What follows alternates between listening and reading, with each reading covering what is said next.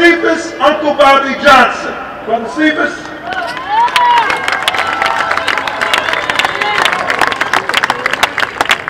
Thank you, Claire.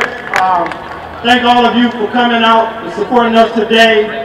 Right now, actually, what I want to do is introduce where this movement really began and who were involved in this movement that's really is thanking you for coming out and supporting us as a family.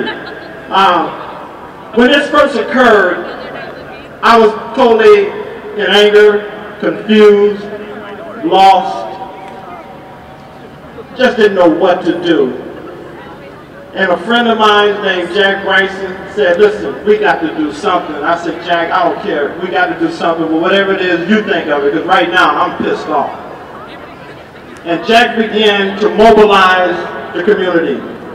So I'm not going to speak much more than that on that behalf, because he is the father of this movement. Jack, please come up here.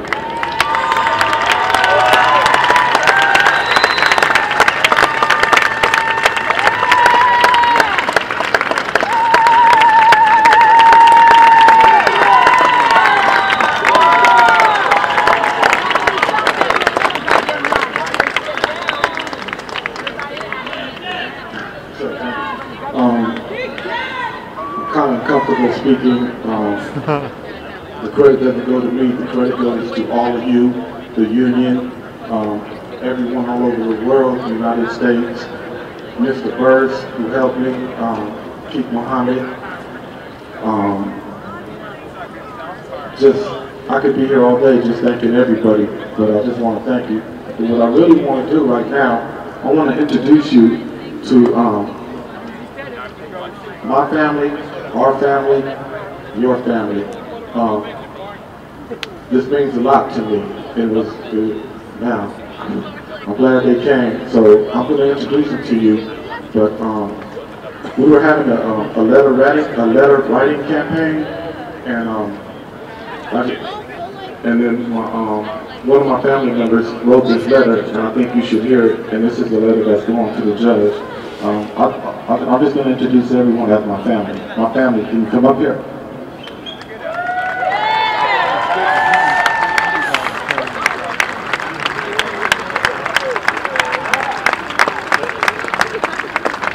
This is Sophia. This is the mother of Oscar's child right here. Sophia. This is Mario. Mario is Sophia's brother. He was on the platform when Oscar was murdered.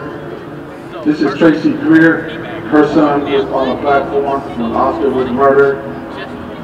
This is Sherry. Her son Chris was on the platform when Oscar was murdered. And then I want to introduce my other son Nigel. He's not here, he's at work. But this is my son, Jackie Bryson, who was right next to Oscar Grant when he was murdered.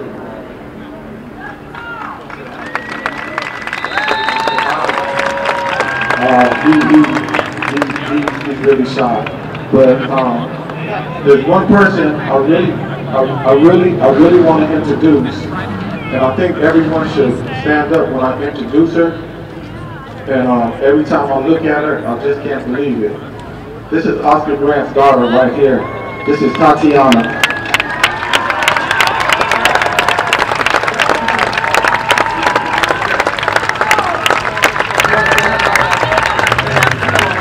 Hello.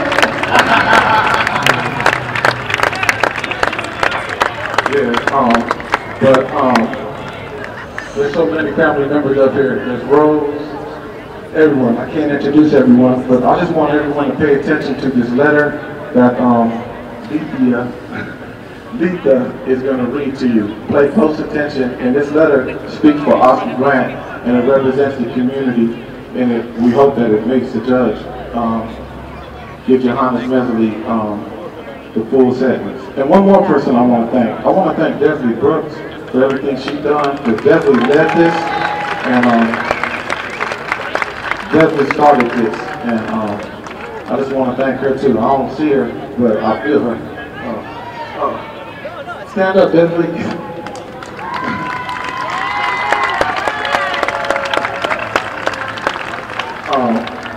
And Mr. Burris, can you come up here and stand with us? Because without Mr. Burris, this whole thing wouldn't have happened. And I consider Mr. Burris family, so I want him to stand here while she reads this letter. Good afternoon, everybody. I do not stand here alone today. I stand here with my family, and that includes all of the boys who were on the platform, and their mothers, and their sisters and brothers, and their children. We need to remember that they were victims as well as Oscar. Dear Honorable Judge Robert Perry, I am writing this letter in an effort to share my thoughts about Johannes Mehserle's sentencing on November 5th, 2010 for the unlawful killing of Oscar Julius Grant III, and to see that justice is served. I am a concerned member of the public, and more importantly, I am aunt to Tatiana Grant, Oscar Grant's 6-year-old daughter. Oscar's death has impacted me harshly. I have always felt proud and privileged to be an American.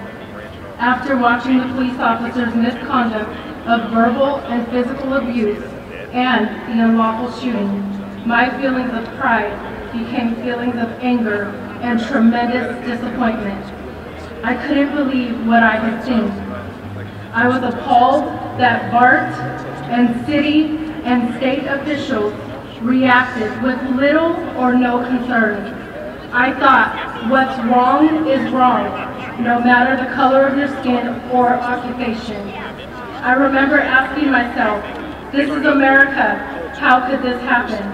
It felt like a stab in the heart from the country I love. I now often wrestle with the urge to be angry toward all police officers. I remember receiving the call from my mother around 6 a.m. January 1st, 2009. My mom said, Oscar was shot and he's in the hospital.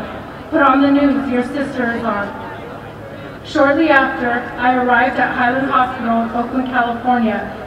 Among many memories, one sticks out the most. I remember Wanda Johnson running into the waiting room and falling to her knees, weeping. No words, just tears. She had just been told her son died. I became numb. I watched men sob, some lying face down on the floor. Also, I will never forget when I arrived at my sister Sofina's home. I sobbed as she told me how she broke the news to my then 4-year-old niece, Tatiana. Tatiana's reaction tore me to pieces. My heart aches every time I see that precious little girl.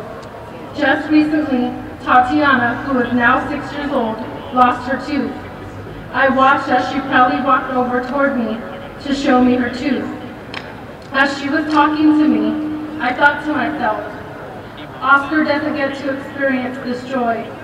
The joy that a parent receives when we witness our children lose their tooth and prepare for the tooth fairy. Oscar did not get to see Tatiana's first day of school.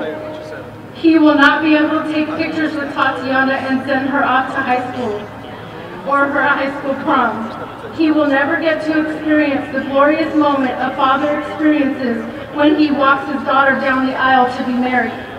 Oscar deserves justice.